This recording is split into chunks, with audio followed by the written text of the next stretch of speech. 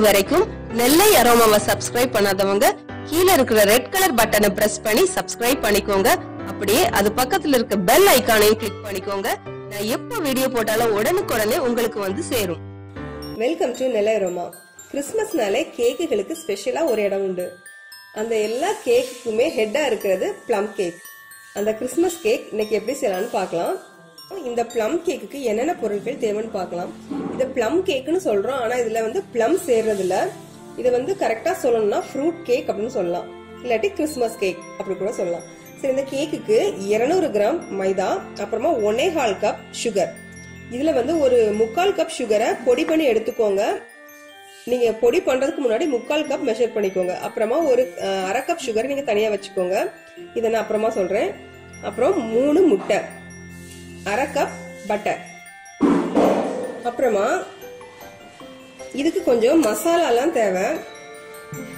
1/2 teaspoon பட்டை பொடி cinnamon, 1/2 teaspoon கிராம்பு தூள், 1/4 டீஸ்பூன் ஜாதிக்காய் தூள், 1/4 டீஸ்பூனுக்கு கொஞ்சம் குறைவா ஏலக்காய் தூள்,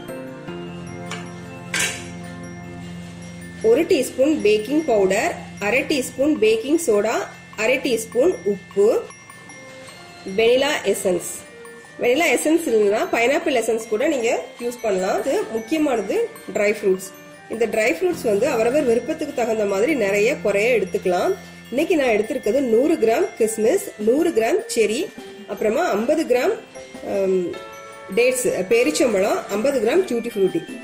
இது வந்து ஒரு 5ல இருந்து 6 கிராம் போல அந்த இஞ்சி, ஜிஞ்சர் கேண்டின்னு சொல்லுவாங்க, அந்த இஞ்சி எடுத்திருக்கேன். இதுல வந்து ஆரஞ்சு பீல் போட்டுட்டா ரொம்ப நல்லா இருக்கும் ஃபிளேவர். அது இருந்தாலும் போட்டுக்கோங்க. அப்புறமா முக்கியமா இந்த ஃப்ரூட்டை வந்து, இந்த ட்ரை ஃப்ரூட்டை ஒரு நாள் ஃபுல்லா கிரேப் ஜூஸ் அப்படி இல்லைன்னா ஆரஞ்சு ஜூஸ் அதுல ஊற வச்சு எடுத்துக்கோங்க. அப்படி ஊற வச்சு எடுத்தா இது வந்து நல்லா ஊறி போய் அந்த ஜூஸ் எல்லாம் உள்ள இறங்கி கேக் சாப்பிடும்போது ரொம்ப டேஸ்டா இருக்கும். இது நான் ஏற்கனவே ஊற வச்சு எடுத்திருக்கேன். ஒரு நாள் ஆயிட்டு ஊற வச்சு எடுத்த அந்த ஃப்ரூட். அப்புறமா நட்ஸ், நான் இன்னைக்கு 25 கிராம் கேஷ்யூ நட்டும் அப்புறமா 25 கிராம் பாதாமும் எடுத்திருக்கேன். நீங்க உங்களுக்கு தகுந்த மாதிரி எந்தெந்த நட்ஸ் வேணாலும் போட்டுக்கலாம், இல்ல வால்நட், பிஸ்தா அப்படி எதுனாலும் போட்டுக்கலாம். இந்த நட்ஸை வந்து அந்த ஃப்ரூட் கூட சேர்த்து ஊற வைக்க வேண்டிய அவசியம் இல்லை. இந்த நட்ஸை வந்து கடைசியில் நம்ம மாவு கூட ஆட் பண்ணிக்கலாம். அடுத்ததான் நம்ம கேக் செய்ய ஆரம்பிக்கலாம். அதுக்கு முன்னாடி நம்ம எடுத்து வச்சிருந்த அந்த 1/2 கப் சுகர், அந்த சீனியை கேரமலைஸ் பண்ணிடணும். ஏன்னா இந்த கேக்குக்கு நம்ம செயற்கையா எந்த கலரும் சேர்க்க போறது இல்ல. அதுக்கு பதிலாக நம்ம கேரமல் தான் சேர்க்க போறோம். இதை ஃபர்ஸ்ட் கேரமலைஸ் பண்ணிடலாம். நம்ம வந்து வெளியே வாங்குற கேக்குகள்ல வந்து மொலாசஸ் அப்படிங்கிற ஒரு கலர் சேர்த்திருப்பாங்க, அப்படி இல்லைன்னா கலர் கூட சேர்ப்பாங்க. மொலாசஸ் அப்படிங்கிறது கரும்புல இருந்து வரக்கூடியது. கரும்பை வந்து சர்க்கரையா மாத்தும் போது பிரியிற ஒரு திரவம் தான் அந்த மொலாசஸ்ங்கிறது. நல்லா திக்கா இருக்கும், அது கருப்பா இருக்கும். அதை வந்து முக்கியமா அந்த பேக்கிங்க்கு யூஸ் பண்ணுவாங்க, கலருக்காக. இன்னைக்கு நம்ம அதெல்லாம் யூஸ் பண்ண போறது இல்ல. இயற்கையா நம்ம இதை கேரமலைஸ் பண்ணி தான் சேர்க்க போறோம். சரி, வாங்க இதை வந்து முதல்ல கேரமலைஸ் பண்ணிட்டு வந்துடலாம். சுகரை கேரமலைஸ் பண்றதுக்காக 1/2 கப் சீனி போட்டுக்கோங்க. அது கூட ஒரு 2ல இருந்து ஒரு 3 டீஸ்பூன் தண்ணி சேர்த்துக்கோங்க. இது வந்து நல்லா அடுப்புல வச்சு கொதிக்க விடுங்க. அந்த சீனி கரைஞ்சி கொஞ்சம் கொஞ்சமா கரைஞ்சி நல்லா கருக ஆரம்பிக்கும். அப்போ வந்து அந்த கலர் சேஞ்ச் ஆகும். பார்க்கலாம். இப்போ வந்து அந்த சீனி பாகு வந்து கொதிக்க ஆரம்பிச்சுட்டு இன்னும் கொஞ்ச நேரத்துல வந்து இந்த கலர் சேஞ்ச் ஆகும். இதே டைம்ல அந்த 1/2 கப் தண்ணில இருந்து நம்ம 3 ஸ்பூன் விட்டோம். மீதி தண்ணிய பக்கத்து அடுப்புல வச்சு நல்லா கொதிக்க வச்சுக்கோங்க. இப்போ பாருங்க, சீனியோட கலர் வந்து நல்லா மாறி கேரமல் ஆக ஆரம்பிச்சிருக்குது. இது வந்து ரொம்ப கறியை விட்டுறக்கூடாது, கறியை விட்டா டேஸ்ட் மாறிடும். இப்போ இதுல நம்ம நல்லா கொதிக்கிற தண்ணியை தான் சேர்க்கணும். ஏன்னா இந்த ஆறுன தண்ணியை சேர்த்தோம்னா அது சேர்க்கும் போது அது கட்டியா ஆயிரும். அதனால நல்ல தண்ணியை கொதிக்க வச்சுதான் சேர்க்கணும். கொதிக்க வச்சு சேர்க்கும் போது நல்லா அந்த கட்டிகள் இல்லாம நல்லா கரைஞ்சிரும். முக்கியமான விஷயம் என்னன்னா, இந்த வெந்நீர், அதாவது சுடு தண்ணியை அந்த கேரமல்ல சேர்க்கும் போது கவனமா சேர்க்கணும். வெந்நீர் சேர்க்கும் போது அது வந்து கொதிக்கும், நம்ம கையில எல்லாம் தெறிக்க ஆரம்பிக்கும். அதனால ஒரு நீளமான கைப்பிடி உள்ள பாத்திரத்துல வெந்நீர் வச்சு நீங்க கொட்டிக்கோங்க.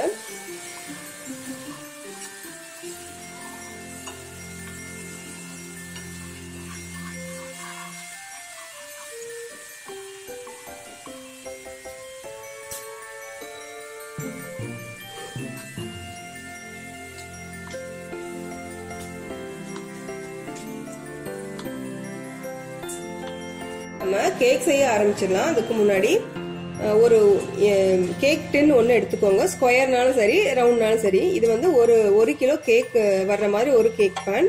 இதில் ஓரங்களில் பட்டர் வச்சு தடவிருக்கேன். அப்புறம் மாவு வச்சு டஸ்ட் பண்ணிக்கோங்க ஒட்டாமல் வர்றதுக்காக. அடியில் பார்ச்மெண்ட் பேப்பர் போட்டிருக்கேன்.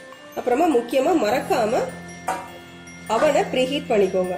ஒரு மிக்சிங் பவுல் எடுத்துக்கலாம். இதில் நம்ம எடுத்து வச்சிருந்தா பட்டர் 1/2 கப் பட்டரை போட்டலாம். இது வந்து 100 கிராம்.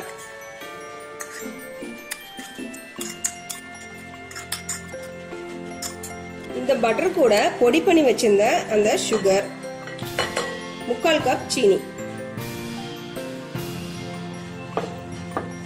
இப்போ இந்த சீனியும் பட்டரையும் நல்லா மிக்ஸ் பண்ற மாதிரி அடிச்சு விட்டுலாம். நல்லா அந்த பட்டரும் சீனியும் சேர்ந்து நல்லா பேல் எல்லோவா மாறணும். முதல்ல பீட்டரை ஆன் பண்ணாதீங்க.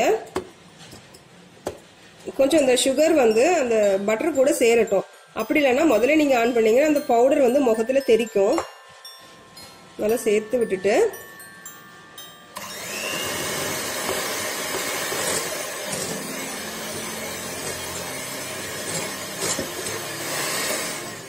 இந்த பட்டரும் சீனியும் நல்லா கலந்ததுக்கு அப்புறமா நம்ம ஒவ்வொரு முட்டையா 3 முட்டை எடுத்து வச்சிருக்கோம். ஒவ்வொரு முட்டையா சேர்த்து அதையும் சேர்த்து இதுல பீட் பண்ணலாம்.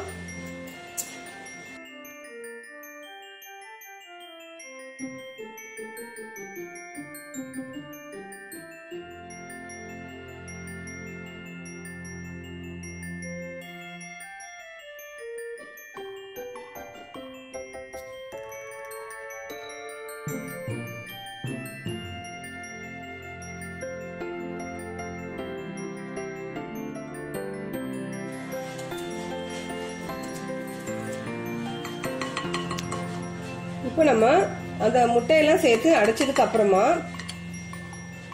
நம்ம எடுத்து வச்சிருந்த அந்த கேரமல், இந்த கேரமல் வந்து நல்லா ஆறணும். ஆறுனதுக்கு அப்புறமா தான் நம்ம அந்த கேக் பேட்டர்ல சேர்க்கணும். இந்த கேரமல் சேர்த்துடலாம். அதுக்கப்புறமா அந்த மசாலா பொடி அது எல்லாத்தையும் இதுல சேர்த்துடலாம். வெனிலா எசன்ஸ் நான் இன்னைக்கு கொஞ்சமா தான் சேர்க்கிறேன். இது ஆப்ஷனல் தான். நம்ம அந்த மசாலா பொடி சேர்த்துருக்கிறதுனால நல்லா வாசனையா இருக்கும். இது வந்து வேணும்னா சேர்த்துக்கோங்க, அப்படி இல்லைன்னா வேண்டாம். இது சேர்த்து நம்ம பீட் பண்ணிடலாம்.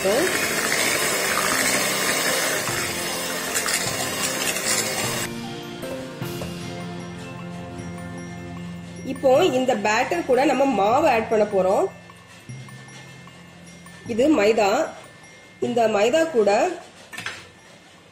1 teaspoon baking powder, 1/2 teaspoon baking soda,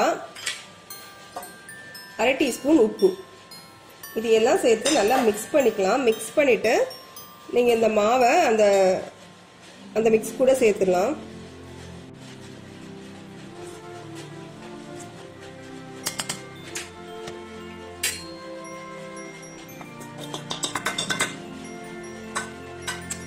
மாவு கலந்ததுக்கு அப்புறமா இதை கொஞ்சம் கரண்டி வச்சு கலந்து விட்டுக்கோங்க.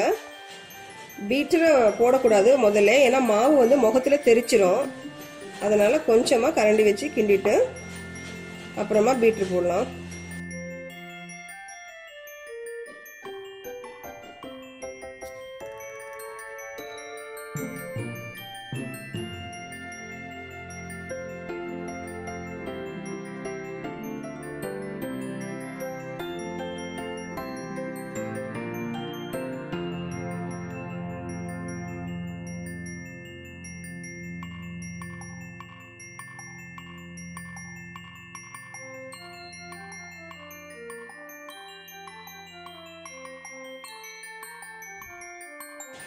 இப்போ கலந்தாச்சு நல்லா. இந்த பீட்டரை இப்போ எடுத்துடலாம். இந்த பீட்டர் வந்து நமக்கு அவசியம் இல்லை. இதை நல்லா எடுத்து விட்டுக்கோங்க நல்ல மாவை.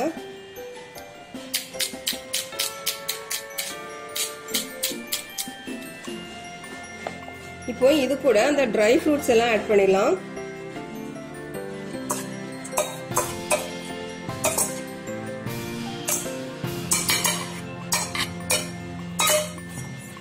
அப்புறமா நட்ஸ் சேர்ந்து நல்லா மிக்ஸ் பண்ணி விட்டுலாம்.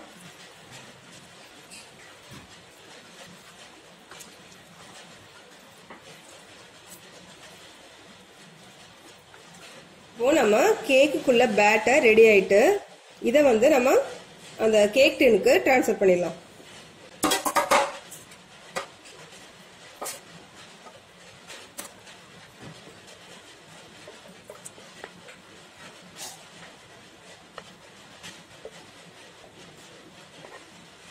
இப்படி மாவை கேக் டின்னுக்கு டிரான்ஸ்ஃபர் பண்ணதுக்கு அப்புறமா இதை கொஞ்சம் சமப்படுத்தி விட்டுக்கோங்க. இதுக்கு மேல கொஞ்சமா நட்ஸ் போட்டுக்கோங்க.